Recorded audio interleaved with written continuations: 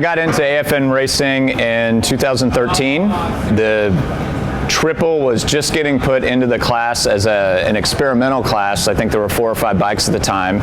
Over the course of the year, I bought an R6 and started talking to the guys about the different builds that they were doing. And because I didn't want to crack the engine, it occurred to me that if we ground the lobes, we could create an air spring and only have to modify the top end of the engine.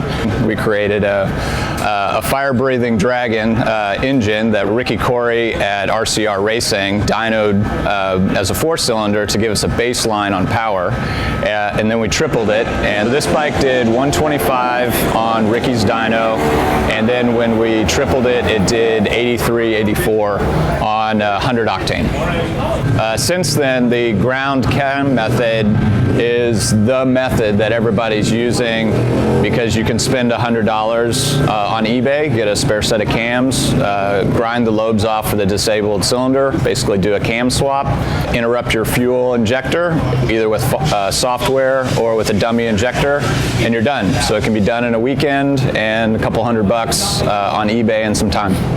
So far on the Yamahas, it seems to be agnostic as to which cylinder you disable. This bike was number 3. It was fairly arbitrary at the time. Number 4 has been done, and I believe number 1 has been done.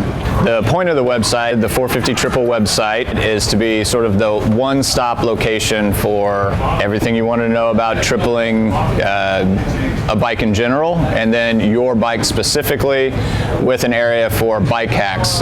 Some clever ideas are coming out of the paddock to allow for relatively quick switching between a 600 and a 450. Basically, I removed the stock camshafts, and for the cylinder that's disabled, I ground the cam lobes off the camshafts for intake and exhaust. And then we just take an additional injector, leave the original injector in place, run a loop of clear tubing from the inlet and the outlet of the injector. I put water wetter and a little bit of water inside of it. It basically fools the ECU into thinking the injector's still in place and still working. My spark plug is still in place for that cylinder. The coil's still in place.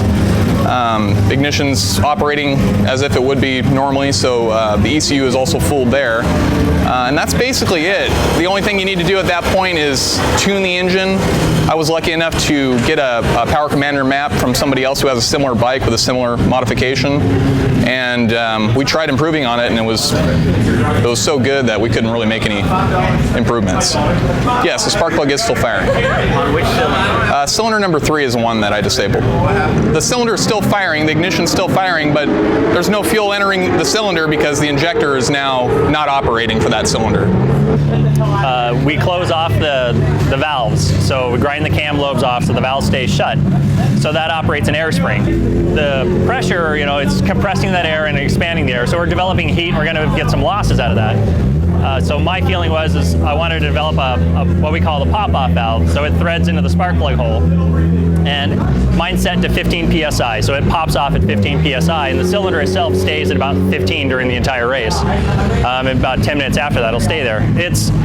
So we're compressing less air, losing less energy. It doesn't make a lot of difference on the dyno. We didn't expect it to, but it's like a horsepower and a half, which could be in the noise really. But it's also just a safety feature because it will allow any oil past the rings, has nowhere to go, and will collect in that cylinder and could eventually hydrolock, basically, which would destroy the engine. So the pop-off valve will eject that oil out the top, and it comes out of a hose I have here. So I know if my bike starts to spit out oil, I know it's going to happen, but it really hasn't spit out much.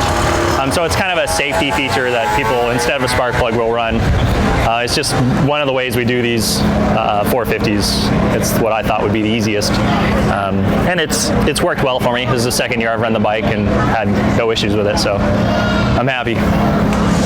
Ground down the lobes off the cams, and then I pulled out the fuel injectors from cylinder number 3 and looped them with a tube filled with water, so the computer would think that it would keep spitting fuel. I have no mechanical know-how whatsoever. I did this going into never once doing more than bolt-on equipment. The 450 group helped me out through email. It's a learning experience, but simple. So I started with a single cylinder to compete with my buddies in the triple last season, found out that I cannot keep up with them with a single cylinder bike, decided to build the triple. The Yamaha R6 2008. I drop it off at the local Mach 1 Motorsports and a pile of cash and said, make it go fast. I don't know what they did. I get on it and I ride it as fast as I can. How's that?